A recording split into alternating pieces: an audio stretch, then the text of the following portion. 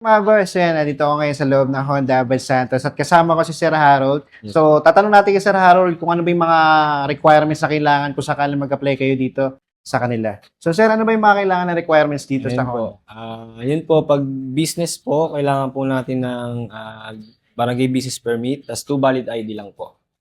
Yun lang, Sir. Yun po. Opo. Pagdating naman po sa employed po, kailangan po natin ng latest payslip or COE with compensation, tas 2 valid ID lang po.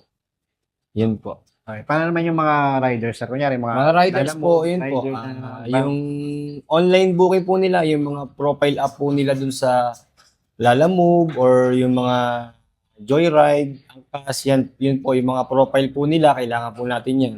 As 2 valid ID lang din po. Okay. So, pagdating naman sa age limit, Sir, may age limit ba kayong Ayun ano po, dito? wala po tayong Wala naman. naano na age limit. Kahit senior po, basta meron po tayong benefits na nakukuha, source of income, pwede po tayo dito. Pwede. Alright. Yun, Sir, no? Invite mo sila dito sa branches Ayun po. ng Honda So, Abad yun po. Santos.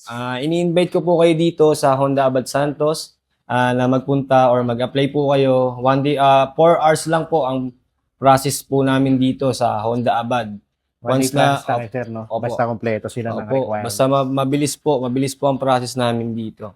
Ayun. Pas-approval, tapos may mga promotion, may mga promo din po kami dito, gaya ng Beat. Yun po, baka magustuhan niyo po, meron po tayong 2,000 down lang po.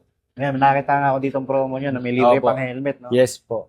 So yun mga boss, no? Bisita lang kayo dito sa branch nila dito sa Honda Abad Santos. Sa mga naghahanap dyan ng Honda motorcycle, marami kayong pagpipilian Yes dito. po. Yan, pwede rin kayo mag-apply for installment kung sakaling Opo. tight lang yung budget nyo at sakto lang pang down payment. Opo. Basta requirements nyo kompleto, 1-day process lang yan. Opo. Alright, so yun, maraming salamat, Sir. Opo, no? thank you sir. Hanggang sa susunod Opo. na ano natin dito. Okay po. So yun, dahil Salamat din pa po. Thank you po.